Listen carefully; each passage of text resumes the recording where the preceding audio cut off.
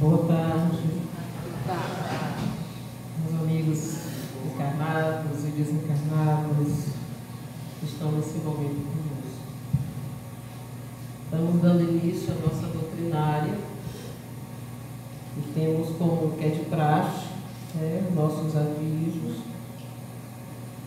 em relação à atividade social da casa. Nós doamos cestas básicas, enxoval para as gestantes, mulheres em situação de vulnerabilidade social. Nós temos também atendimento fraterno. Então, quem desejar, se inscreva ali na recepção. E o nosso passe será individual, após a doutrinária.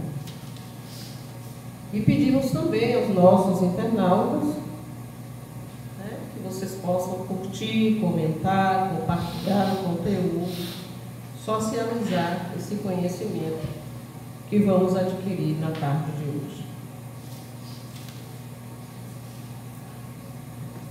Vamos fazer a leitura do Evangelho segundo o Espiritismo.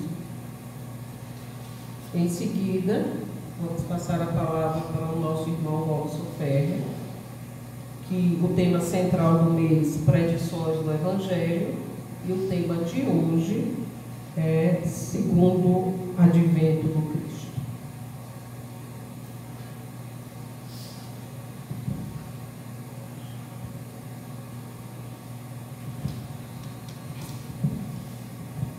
Capítulo 11, amar o próximo como a si mesmo.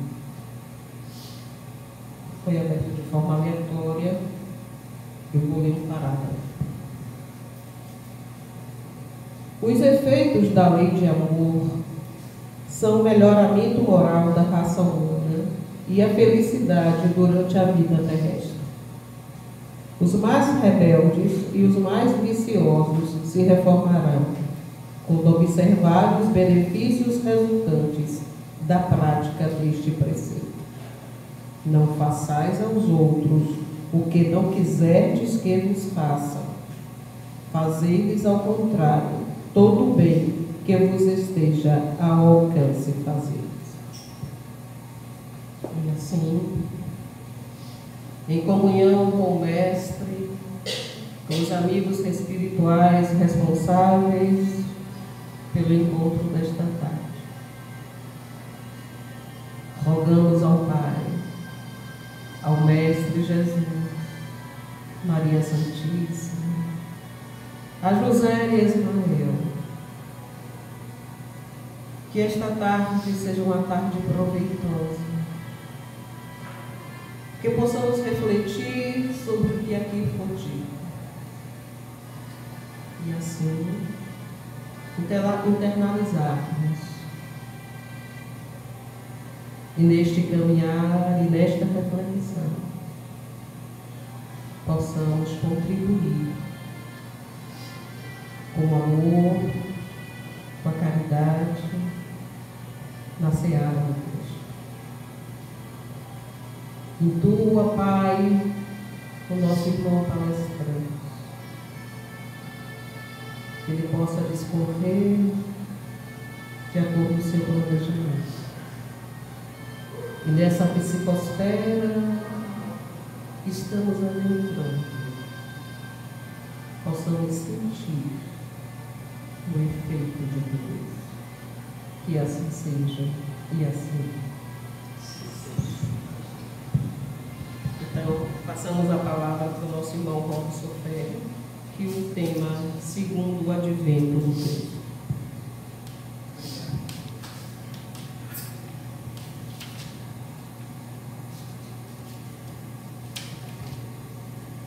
Amigos do NEPOM, encarnados e desencarnados, nossa boa tarde e votos de muita paz.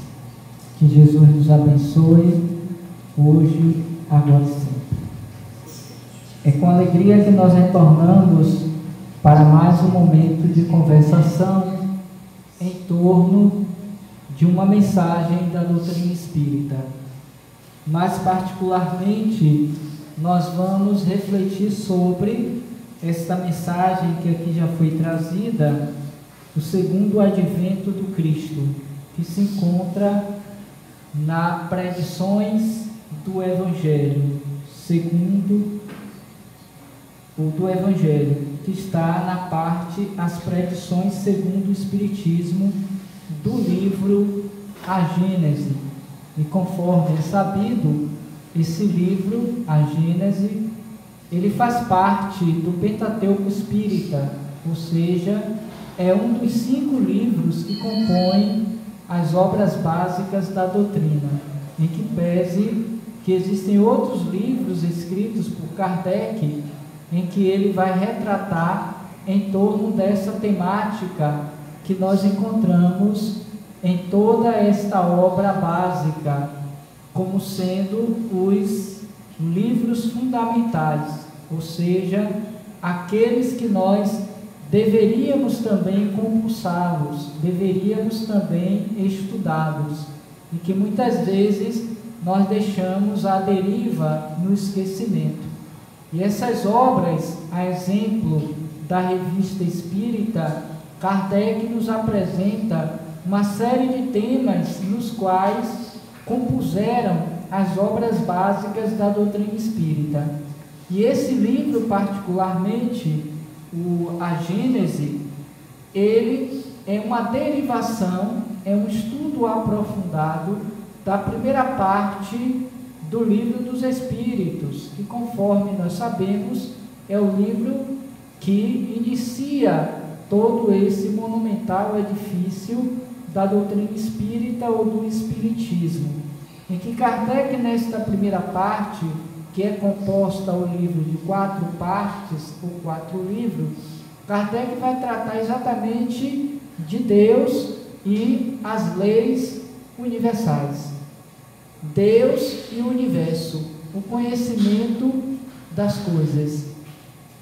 E aqui ele vai trazer exatamente uma visão da constituição do planeta Terra, através de perguntas e respostas.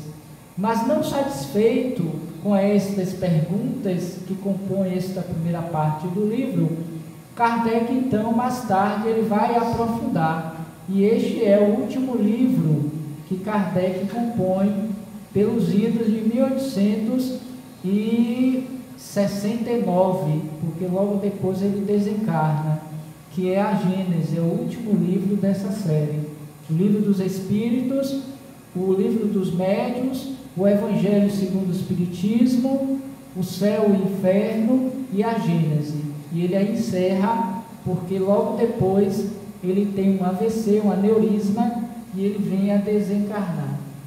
Então, nesse livro especificamente, ele vai tratar sobre a constituição dos planetas, do universo, vai falar um pouco a respeito de Deus, e ele vai subdividir o livro em várias partes, em que ele vai tratar a respeito desse tema, que a priori deveria estar no Livro dos Médiuns, porque parece-nos, a princípio, que tem uma relação direta com mediunidade, mas ele prefere dar um maior peso, uma maior atenção nesse livro, A Gênese, porque entende-se que essas predições não necessariamente têm a ver com mediunidade, porque é uma faculdade inerente de todos nós espíritos, que é a possibilidade, a capacidade de nós prevermos o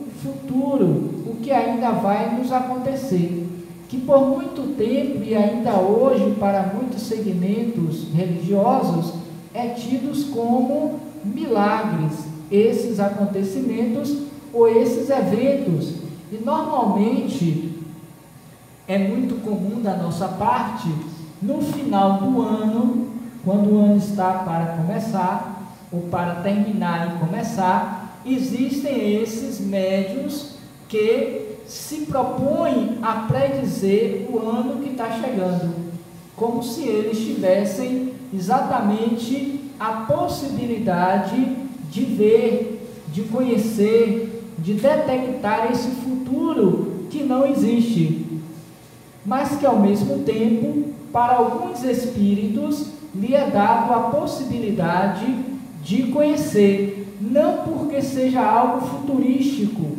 não porque seja algo milagroso, não porque esta concessão seja apenas para estes, mas porque são ocorrências que estão no âmbito dos acontecimentos e que, a depender da sensibilidade, da percepção, da intuição, isso pode chegar a acontecer, mas não necessariamente que exista uma derrogação da lei de Deus, das leis naturais, como sendo algo que esteja acima do poder de Deus. Porque quando a gente pensa no sobrenatural, quando nós falamos no milagre, quase sempre nós temos, consciente ou inconscientemente, a ideia de que algo superou a própria força divina. Porque se é milagre, se é algo que está sobre o natural, significa dizer que Deus não teve o controle daquela ação. E do ponto de vista da doutrina espírita, nós entendemos que milagres não existem, porque o milagre seria uma derrogação dessa lei natural ou divina, que, conforme os espíritos nos dizem, elas são imutáveis. Em nenhum momento da história da humanidade e do universo elas foram derrogadas, elas foram modificadas, diferentemente das nossas leis humanas, que elas nos servem por um tempo, por um período, diante de uma necessidade que às vezes caduca, ou então ela é atualizada, vai depender do contexto e da necessidade. Então, quando nós trazemos a ideia da teoria das predições, que quase nunca, particularmente, não tenham visto isso comumente, é de difícil estudo, reflexões nas casas espíritas, é para justamente nos falar desta possibilidade, desta predição, desta possibilidade de antever esse dito chamado futuro, que na verdade é um presente mais adiantado. E Kardec, ao tratar da teoria das presciência ou da presciência, ele vai nos trazer um exemplo que é muito comum, quando ele traz aquela ideia de que, se tem alguém em cima de uma montanha, a capacidade de percepção do horizonte é muito maior das coisas que estão acontecendo do que aquele viajor que está subindo essa mesma montanha, cujo alcance do seu olhar, da sua percepção, é mais limitada em relação àquele que está no alto da montanha. É quando, na área de arquitetura, de engenharia, se trata das perspectivas, das fachadas, em que, quando você faz um corte naquela planta, você olha de cima para baixo e você tem uma visão de todo o todo daquele imóvel. Mas quando você está dentro da casa, o seu limite é apenas essa área visível. Então, se esse teto ele é retirado e se tem alguém acima do teto observando, vai ver, além daqui da sala, do salão, vai ver o outro compartimento lá fora, ainda que esta parede, para nós, nos limite a percepção do que está acontecendo lá fora.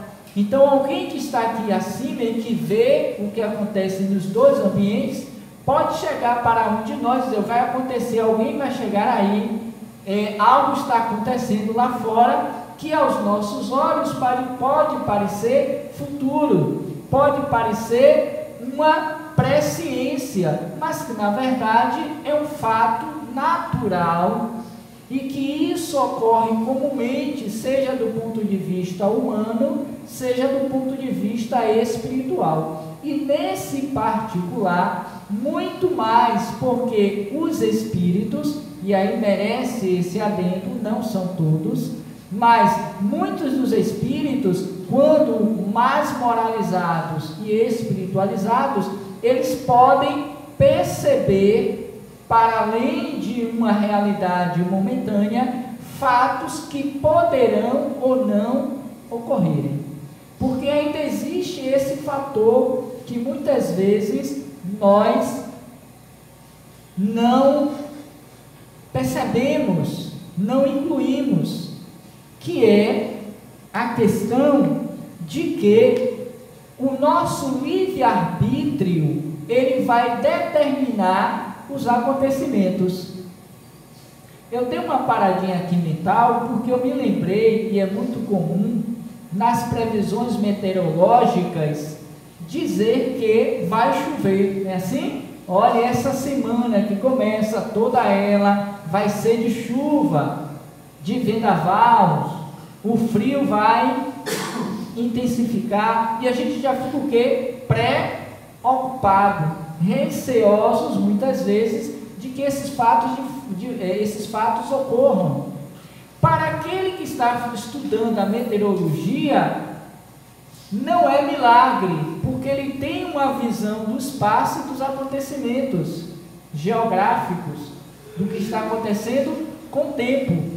Para nós leigos, que simplesmente ouvimos, e quando ocorre de fato, se realmente choveu, não é porque ele adivinhou, é porque ele tinha um conhecimento sobre e estava no processo modificar ou acontecer aquele fato. O que também não ocorre, muitas vezes, o acontecimento, porque vai lá que um vento sul, um vento oeste, algo acontece no meio do caminho. A gente sabe que ia chover e não choveu, a gente se preparou para a chuva e não aconteceu. Quantas vezes isso também ocorre, seja para o sol, seja para a chuva? Ou seja, até a própria natureza se utiliza dos mecanismos naturais, que para nós pode ser visto como sendo o livre-arbítrio do tempo, para modificar os acontecimentos do próprio tempo. Se o tempo é capaz de modificar independentemente das previsões, imaginemos nós espíritos, que temos a faculdade de livre-arbítrio. Então, ainda que dentro de uma realidade possível de acontecimento, nós prevejamos o fato, não significa dizer que ele vai acontecer realmente. Porque nesse caminhar entre aquilo que foi previsto e o momento do acontecimento, algo pode acontecer. Uma lufada de vento, uma ideia, uma intuição, um merecimento, algo possa surgir naquele instante, como os espíritos muitas vezes também intervêm nesse particular, para que não haja uma ocorrência funesta, uma situação agravante para aquele que vai padecer a dor e o sofrimento do acontecimento. Através do nosso merecimento, nós somos a todo momento ajudados. A ação do bem vai atuar sobre nós, em particular, quando nós estamos em sintonia com o que é elevado, do que é superior em relação às leis de Deus. Porque quanto mais embrutecido, mais primitivo é o espírito, ele fica sob a injunção do automatismo da lei. É como se fosse uma espécie de magnetismo que atrai o indivíduo para aquelas situações. É como diz o ditado: pau que nasce torto, morre torto. Se nós considerarmos esse evento do ponto de vista da elevação moral, a gente pode considerar até que é um fato, porque o livre-arbítrio está tão escasso em relação à mudança dos acontecimentos, que a gente diz, já estava previsto o que vai acontecer. Eu sei que ele vai viver dessa forma, eu sei que ele vai se dar mal, porque tudo está dizendo que realmente vai acontecer daquele jeito.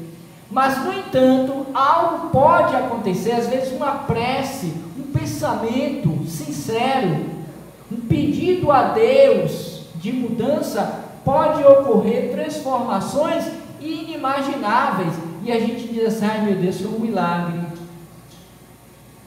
Está vendo que não aconteceu? Quantas pessoas no leito de morte ressurgem, ressuscitam, voltam à vida, em que todas as previsões médicas, orgânicas, científicas, já dava por atestado de óbito. E que diante de uma prece, diante de um pedido sincero daquele indivíduo ou daqueles que ali estavam, houve uma alteração do programa, a chamada moratória. Então isso parece ser milagres, alterações do que a gente chamaria também de normalidade dos fatos, mas que em verdade são as necessidades espirituais de cada um de nós, dentro desse coletivo em que nós nos encontramos nesta morada que é o planeta Terra, o nosso globo. Então, a presciência ou a teoria da presciência nos traz, que é a temática central do mês, nos traz a ideia de que parece-nos que existe algo já pré-determinado para acontecer e daí não tem como modificar os fatos. Alguém prevê, vai acontecer. E na perspectiva da doutrina espírita, não é bem por aí esse conceito. Pode ser que sim, pode ser que não. Então, quando a gente começa a estudar as predições do Evangelho, significa dizer que em muitos dos casos ocorridos na época de Jesus, essas visões, essas previsões ocorreram. Daí Jesus ter dito, e o texto nos fala sobre isso, que haveria de vir muitos cristos e falsos cristos e falsos profetas. Quem são esses falsos cristos? Quem são esses falsos profetas? Quem eram os profetas de ontem da sua época em relação aos de hoje? Os médiuns, aqueles que tinham o dom da previsão, aqueles que eram dados a condição de ver o futuro. E embora a faculdade ela seja humana, conforme iniciamos a nossa fala, não significa dizer obrigatoriamente que esses fatos ocorram, ou aquele que a possui tem um grau moral de prever verdadeiramente as ocorrências. Porque muitos ainda nos dias de hoje utilizam-se desta faculdade que diz ser mediúnico para poder se vangloriar, para tirar proveito em relação aos incautos, aos que são crentes no sentido do crer, do ser fiel àquela colocação. E muitos se dão mal. Quantas vezes vemos no poste marcado lá nome de pessoas que se dizem médiuns e que prevê o futuro?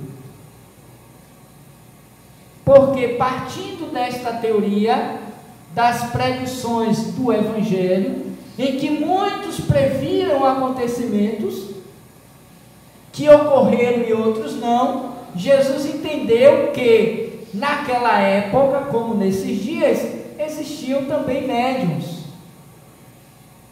profetas, e esses profetas tinham como faculdade prever,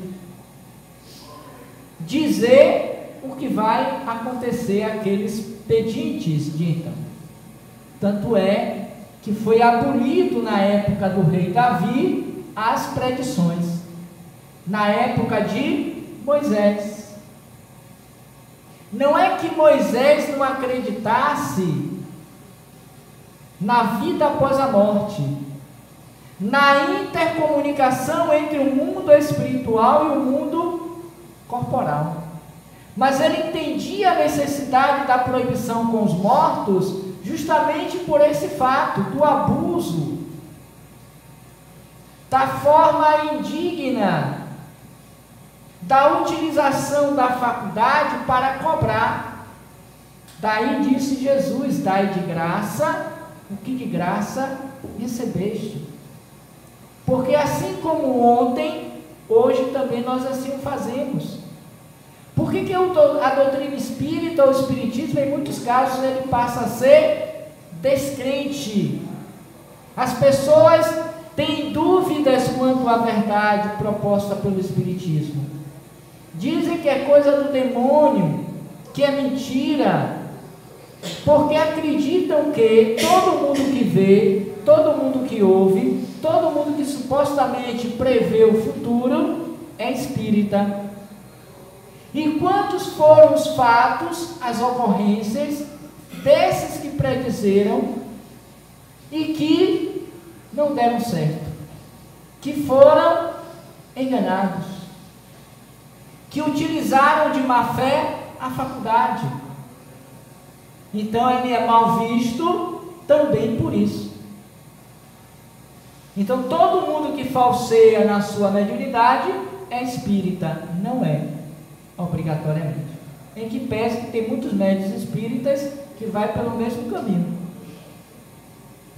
Mas um contingente maior são pessoas que têm a mediunidade e que se utilizam de forma inapropriada dela.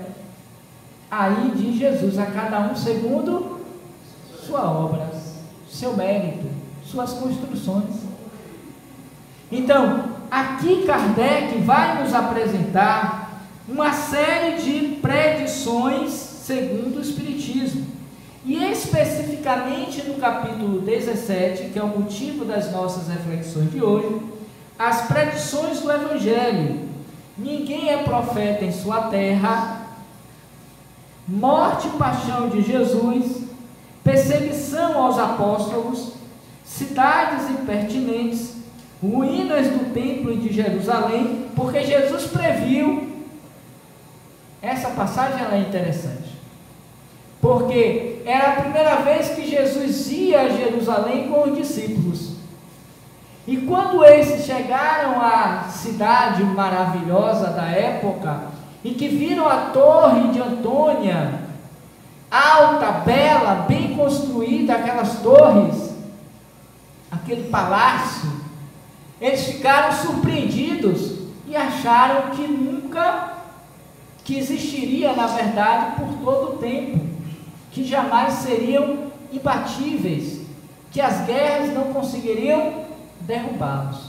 E Jesus previu: em verdade, não ficará pedra sobre pedra. E aí, tempos mais tarde, isso de fato ocorrera, porque Jerusalém foi destruída algumas vezes. Então Jesus previu ou anteviu o fato. A gente não pode colocar Jesus no meio, porque Jesus está acima de todos nós. Mas é importante considerar que ele tinha essa capacidade. Se hoje nós temos pessoas como Divaldo Franco, ou tivemos, Divaldo Franco, Chico Xavier e alguns outros tantos médios como Ivone do Amaral Pereira e outros como também Sueli Calda Schubert, outros médios, seja do gênero masculino ou feminino, que previram, que tiveram uma visão espiritual através dos sonhos. Quantas pessoas têm sonhos que despertam depois deles dizendo que sonharam, que viram tal acontecimento, e que as pessoas incrédulas dizem que nada, isso é bobagem, isso é sonho, é coisa da sua cabeça, não ligue para isso não. Tempos depois o fato acontece. seja em particular entre os entes queridos, o desencarne de uma pessoa querida, porque essas pessoas fora do corpo podem vir trazer a notícia de que vão desencarnar, ou estas são avisadas pelos espíritos que aquela outra vai desencarnar. São previsões, mas não quer dizer que isso seja fora da possibilidade do acontecimento.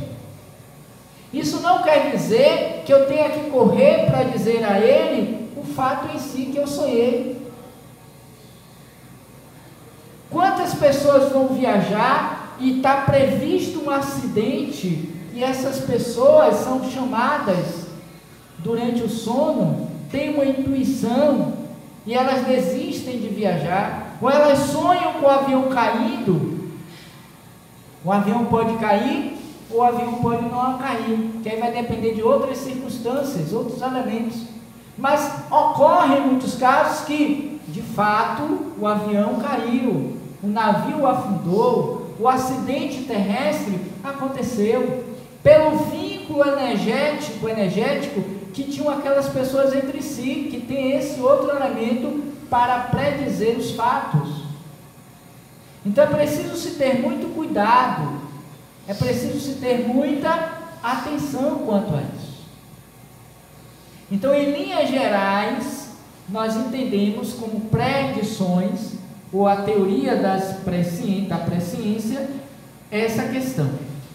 Nós temos mais: maldições contra os fariseus, minhas palavras não passarão, a pedra angular, parábola do vinhadeiro, um rebanho só e um pastor. Então tem vários elementos aqui que são acontecimentos do Velho como do Novo Testamento que dizem predições. Dentre eles, que é o mais importante para nós, tem ainda o advento de Elias, o anúncio do Consolador, porque o Consolador prometido, vide Espiritismo, ele foi previsto por Jesus naquela última passagem, quando daquele momento em que eles cearam pela última vez, em que Jesus trouxe os últimos acontecimentos, a Santa Ceia, como é chamado pela Igreja Católica, e vem o segundo advento do Cristo. Vossos filhos e vossas filhas profetizarão, juízo final. As Escrituras, antes de entrarmos propriamente sobre o segundo advento do Cristo, as Escrituras já anunciavam milênios antes a chegada do Salvador. Antes de Moisés, as Escrituras sagradas que nós encontramos no Velho Testamento já demonstravam que haveria de vir o Salvador para o povo hebreu, aquele que modificaria a face do planeta. Existem vários livros, vários profetas anunciaram isso. Ou seja, ocorrências que chegaram àqueles médiuns ou profetas, dizendo para que eles se atentassem, para que eles preparassem o caminho. Isso nós podemos lembrar já no Novo Testamento de João Batista, recém-comemorado por esses dias. E ele previu: arrependei-vos e crede no Evangelho, porque haveria de vir o Senhor, o justo, aquele que iria revolucionar a face da terra. Então ele estava preparando o rebanho para receber o bom pastor. Jesus, quando da sua vez, ele previu também inúmeras questões. Lembram-se da passagem de Lázaro? Lázaro foi tido como morto. Jesus estava em Jerusalém. O fato ocorrera 3 quilômetros depois ou distante dessa cidade, que foi, deixa eu me lembrar aqui, fugiu agora, mas eu me... Marta, Maria e Lázaro, das irmãs de Lázaro. Então o fato ocorreu em Betânia, me veio aqui, Betânia, a cidade de Betânia, que distava 3 quilômetros de Jerusalém. E um mensageiro corre para dizer a Jesus que o seu amigo Lázaro havia morrido. E Jesus leva 3 dias para chegar em Betânia. Mas ele dizia, ante o desespero das irmãs, e ele não tinha visto ainda Lázaro, ainda não tinha ido na sepultura dele, Lázaro não morreu, ele dorme. Isso é um fato da presciência do Evangelho. Lázaro não morreu, ele dorme. A ponto de Jesus ir no sepulcro, mandar tirar a pedra e dizer: Lázaro, levanta-te daí e vem para fora. Sai da sombra e entra na luz da vida. E ele que já estava, a princípio, já com cheiro de putrefação, por conta da situação do corpo, ele revive o sopro da vida, e ele então aparece para todos que se assustam e ficam surpresos, porque Lázaro de fato não tinha morrido. Isso é uma predição do Evangelho. E assim como este, tantos outros. Tem aquela da barca, que os discípulos estavam pescando, e por mais que eles jogassem a rede, não vinha peixe algum. E Jesus estava na orla, na areia da praia, e de lá ele grita: Simão, joga a rede para o outro lado. E eles incrédulos: mas como, a gente já jogou tanto aqui, não apareceu nada. Joga a rede, criatura, para o outro lado. E aí quando eles jogam a rede, vem 1 tonelada de peixes, quase que o barco afunda de tanto peixe. E distribuíam não só entre eles, os pescadores, mas aqueles que ali estavam, observando a cena, acompanhando os fatos. Porque Jesus previu onde estavam os peixes. Percebem? Isso tudo são predições do Evangelho. Como uma das predições é o advento segundo do Cristo. E nesse particular, como em muitas dessas passagens aqui citadas, Kardec infere, ele faz observações importantes para entendermos. É que o tempo, claro, não permite e não é o objetivo. Mas especificamente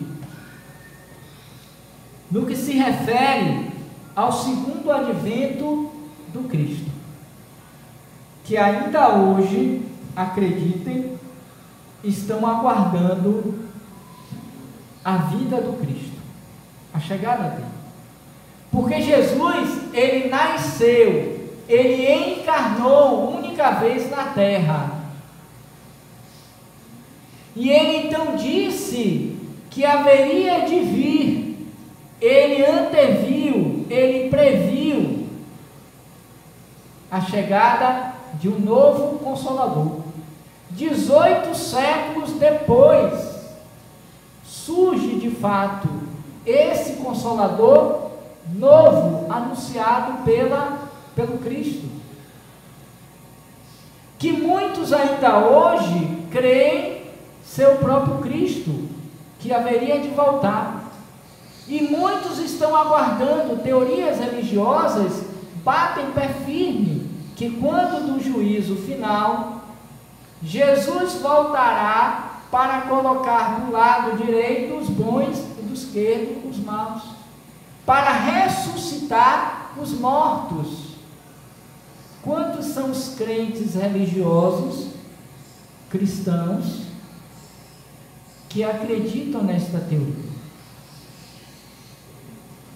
A doutrina espírita respeita os que assim pensam, mas nos traz uma outra visão desse segundo advento do Cristo, não em pessoa, não em corpo, mas em espírito e em verdade.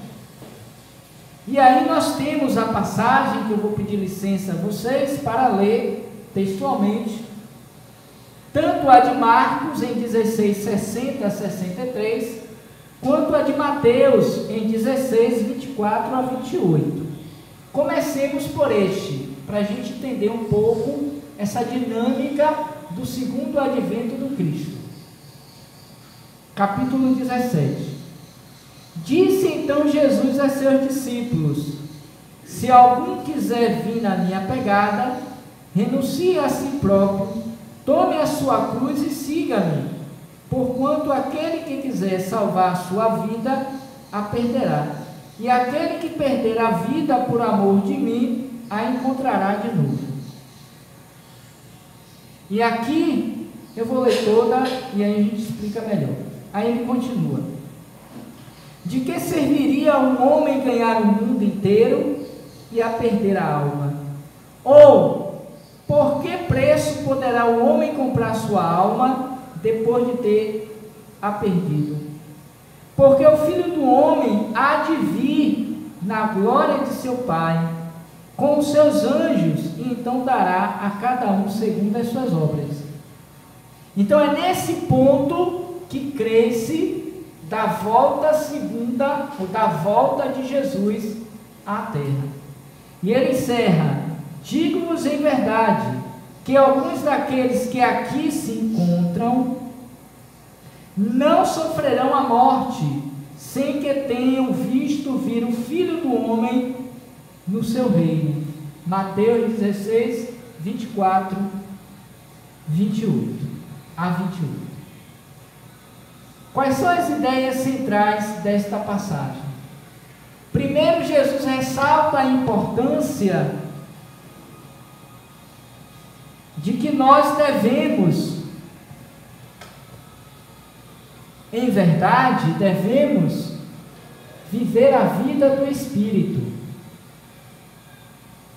não abandonar a vida do corpo, mas dedicar o tempo no corpo para a vida do Espírito mortal, coisa que ainda hoje nós espíritas não fazemos.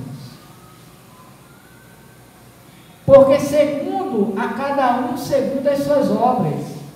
Porque o que adianta, disse Jesus, ganhar a vida ou o mundo, as realezas do mundo, e perder a vida? Olha que coisa interessante. O que nós mais temos feito em nossas reencarnações é justamente os lauréis do mundo, os aplausos, as riquezas, os bens materiais, as facilidades, os títulos, que Emmanuel, por sua vez, classificam todos como meros, ainda que respeitosos, como sendo meras distrações. Porque essas buscas desenfreadas pelo homem e pela mulher na terra, tiram deles, ou de nós, o sentido da vida, o objetivo sagrado do existir, da criação. Então Jesus diz: aquele que quiser me seguir, que tome da sua cruz, que renuncie às coisas e perder a vida. E de fato, acumulamos, e depois que aparentemente estamos satisfeitos, até porque a idade já não permite mais buscar mais tantas coisas, lutar por essas coisas, nós nos afadigamos, nos inquietamos pelo ouro do mundo, conquistados, com medo de perdê-lo, e aí não vivemos os prazeres das conquistas efêmeras. porque ficamos preocupados que os nossos herdeiros ou os ladrões nos roubem, nos tirem, nos matem. Então perdemos a vida do espírito para ganhar supostamente a vida do corpo. Então ele nos faz dizer isso: e aquele que vier, aquele que construir o seu reino espiritual dentro de si mesmo, que é o reino de Deus no mundo, esses não morrerão, viverão a vida, e ele voltará no sentido metafórico, porque Kardec aqui também traz essas considerações. Porque se realmente Jesus assim o disse, não foi no sentido literal, porque ele não voltaria no corpo, mas ele voltaria em espírito e verdade. Nós nos reencontraremos na vida de espírito imortal. E é nesse sentido que nós devemos pautar a nossa existência. O segundo advento do Cristo é no sentido simbólico, espiritual. Qual aconteceu, me vem aqui a imagem, daqueles personagens com os quais Jesus estiveram com Jesus. A exemplo de Maria de Magdala, de Joana de Cusa,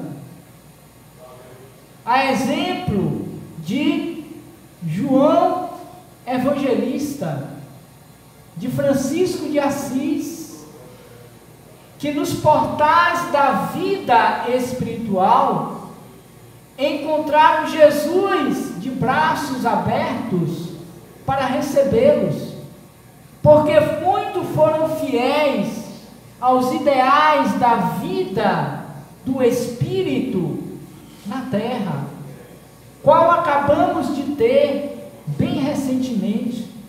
Ainda sentimos os eflúvios desses momentos vividos com o retorno à pátria espiritual de Divaldo Pereira Franco, um espírito que muito se dedicou à vida do espírito, na propagação do conhecimento da doutrina espírita e na produção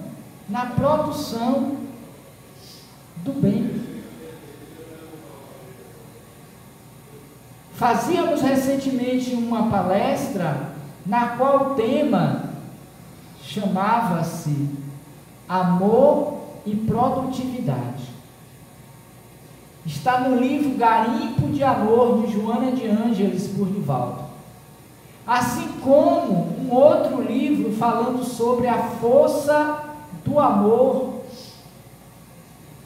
para viver Jesus, me parece, de uma autora que agora eu não me lembro o nome dela, mas que em ambos nós vemos a potência divina do amor de Jesus como sendo elemento produtivo na vida daqueles que assim se permitem viver a vida em abundância. Porque o Cristo dissera: eu vim para que tenhas vida em abundância. Voltemos a Lázaro, quando Jesus assim pronuncia: Lázaro, sai daí e vem para fora. É o convite que Jesus nos faz, para que saiamos de fora das nossas sombras, das nossas inquietações, das nossas maldades, do nosso mundinho, para ir para a luz da vida, do amor, da felicidade, que são preços, ou que são virtudes, melhor dizendo, que se conquistam a preço de doação, de entrega, de transformação moral. Eis aí o segundo advento do Cristo, para que tenhamos-lo quando da nossa vez de retorno à pátria espiritual. se não propriamente na figura do Cristo em espírito, mas por aqueles que lhe representam no mundo de provas e de expiações, qual é o nosso. Em que nesta previsão do novo Consolador, o Espiritismo nos chega há 168 anos para nos apontar de novo o caminho da vitória espiritual. Daqueles que querem seguir verdadeiramente a Jesus e não ao mundo, porque disse Jesus também: não se pode servir a dois senhores. E o que nós temos feito ao longo das nossas multifárias encarnações é tentar agradar os dois, mais pendente para Mamon do que propriamente para o Cristo. Porque o tempo que nós damos a Jesus, é ínfimo, é sem qualidade na sua maioria, em relação àquele tempo que nós dedicamos ao mundo, que nos sobrecarrega, que nos adoece, que nos enferma, que nos causa dor, sofrimento, conflitos, que nos traz viver uma vida pequenez no sentido do valor moral, que quando estamos à beira da morte é que nos lembramos que existe um irmão maior, que existe um Pai no céu, e tentamos barganhar com as coisas do mundo. E às vezes Deus, na sua misericórdia, faz de conta que acreditou e nos dá uma nova oportunidade para renascermos, qual aconteceu com Lázaro. E no entanto a gente volta a enfermar, a adoecer, a enlouquecer pelas coisas do mundo, porque até as nossas promessas para Deus, como temos visto nesses canais televisivos de muitas religiões, com respeito a todas elas, é voltado para o que é material. Porque Deus realizou o meu sonho da casa própria, porque Deus realizou o meu trabalho, porque Deus me deu o meu título acadêmico, porque Deus me deu filho. A gente fica barganhando com Deus, interagindo como se Deus fosse mordomo, satisfazendo as nossas necessidades humanas, e esquecemos que Deus é Pai. Como querer o segundo advento do Cristo em nossas vidas, se nós ainda sequer conhecemos a sua primeira vinda? Que não a vivemos na sua integridade e totalidade, na condição possível que já nos é capaz. E antes do término, vejamos a outra citação desta por Marcos, em que ele vai tratar também desse ponto. Deixa só eu me achar, porque o texto caiu aqui.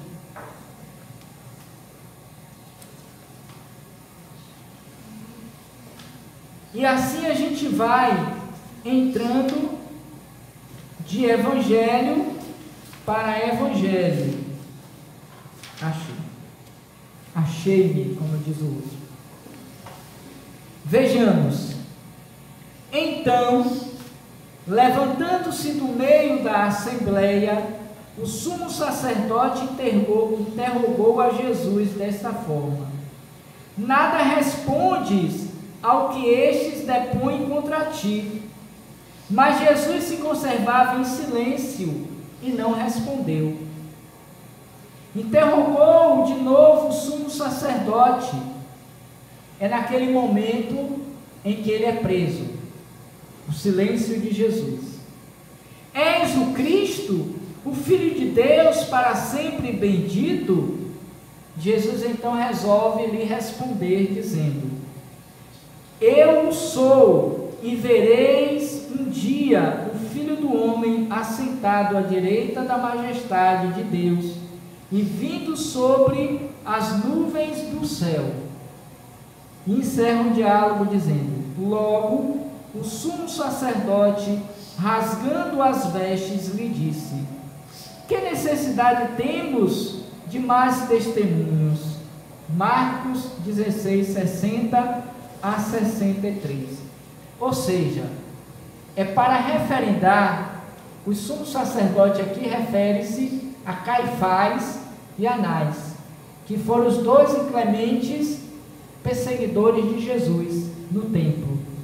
E quando Jesus é preso, no episódio em que Judas delata Jesus onde estava, há então aquele momento que eles fogem para tentar enquadrar Jesus dentro da lei de Roma como sendo um traidor.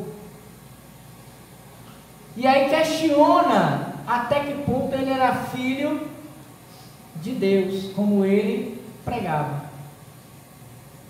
Como Jesus silenciou, ele insiste. E Jesus então vai dizer a ele: eu sou. E um dia vereis ele assentado na majestade do Pai do seu lado direito. Aí ele diz assim: já não necessitamos mais de testemunho, ou seja, tudo mais que precisaríamos ouvir para denunciá-lo e condená-lo e prendê-lo, ele próprio se autoacusou. E aí deflagra o processo de punição de Jesus, prisão e morte, conforme narra a história.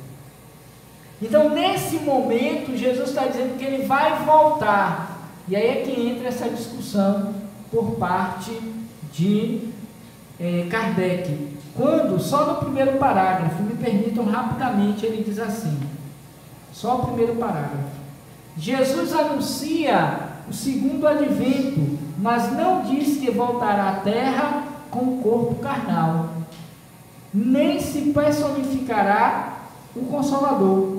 Apresenta-se como tendo de vir em espírito, na glória de seu Pai, a julgar o mérito e o demérito, e dar a cada um segundo as suas obras, quando os tempos forem chegados. Esses tempos chegados são esses de hoje, em que cada um de nós está sendo, aspas, julgados pela própria consciência. Nós é que nos autodeterminamos a sentença, porque Jesus nos faz ver a cada um segundo as suas obras.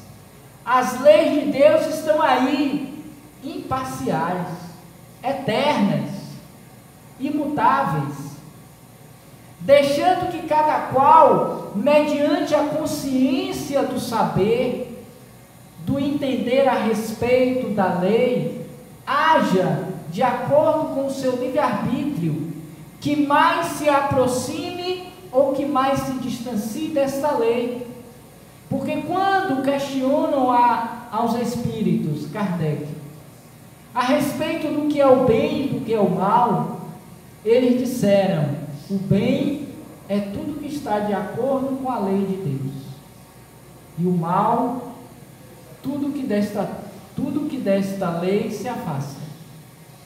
Então as nossas obras poderão nos aproximar ou poderão nos distanciar da lei de Deus. E é esta lei que determina para onde devemos ir. E aonde se encontra esta lei no homem? Na consciência. Então somos nós que nos aproximamos ou nos distanciamos da própria lei, que é a lei de amor. E quanto mais distante desta, nossas produções ficam rarefeitas, pautadas no imediatismo da vida, sem sustentação espiritual. Quanto mais vivente da lei, mais a nossa produtividade se consubstancia com o amor, que é essência divina. Sendo assim, a Gênese, que propõe a origem, o nascimento, o conhecimento do nosso universo, no conhecimento da vida, também nos propõe que nós nos conheçamos. Daí encerramos, lembrando a questão 919 do Livro dos Espíritos.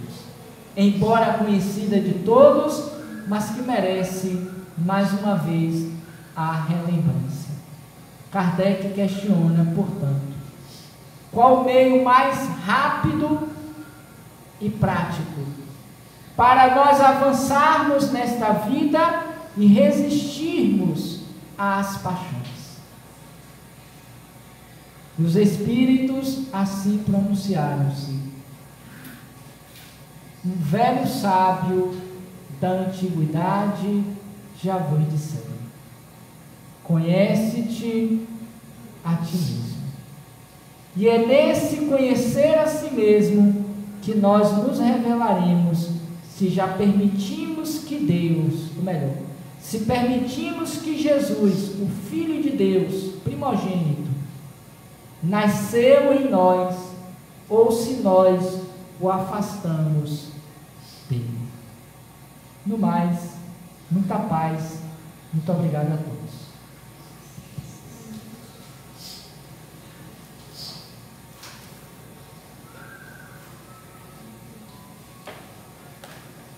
Quem agradece somos nós.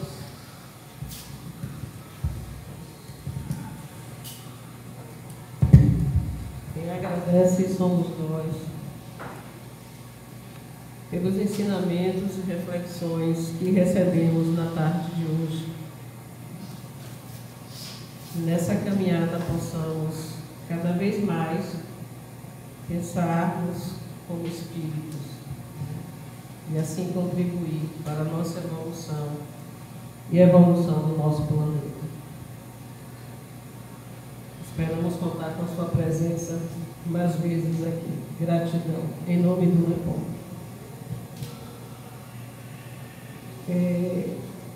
Lembrando, né, dos nossos... Iniciamos e fechamos a tarde, lembrando das nossas ações sociais, que necessitamos de receber alimentos para distribuirmos em cesta básica, enxovais, que temos atendimento fraterno, que estudamos às terças-feiras. Então é preciso ampliar, né, essa quantidade de alunos, encarnados e desencarnados, para contribuirmos melhor, né, para a nossa evolução dessa sociedade que habitamos. E pedimos também, né, aos internautas que curtam, comentem, que vocês possam compartilhar para divulgar cada vez mais os ensinamentos do Cristo, as obras de Kardec, enfim, essa doutrina que é o nosso farol. Lembrando que o passe será individual e faremos agora o encerramento com a nossa prece.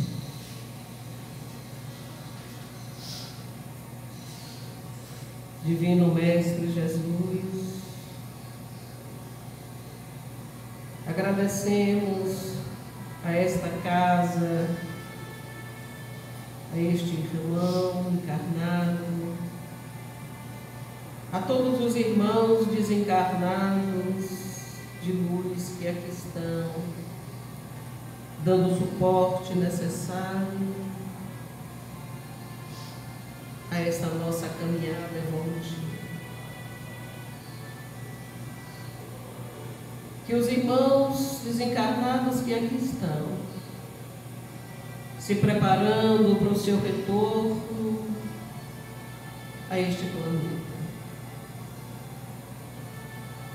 que venham com o propósito de cumprir efetivamente a sua missão, ao que for, do que está sendo planejado. Que a responsabilidade consigo e com a sociedade que irá habitar possa transformar em algo positivo.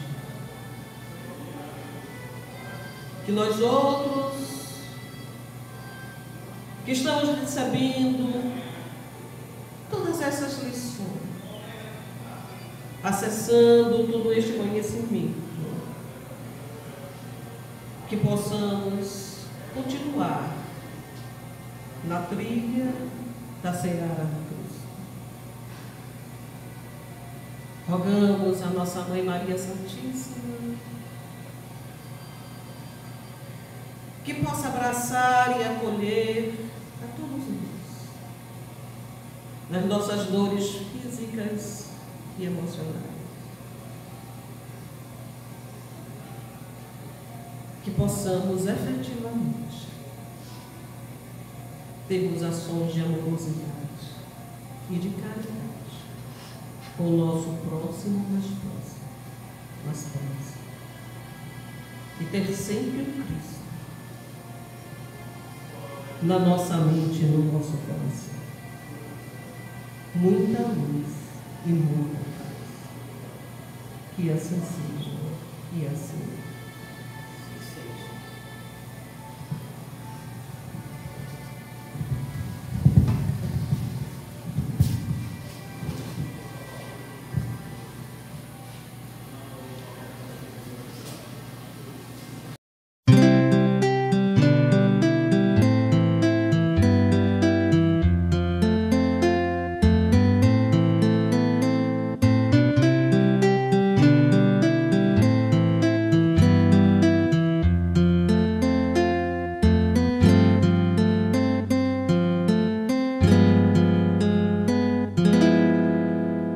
Jesus, no silêncio da prece, teus irmãos a ti pedem paz, para aliviar um pouco as aflições.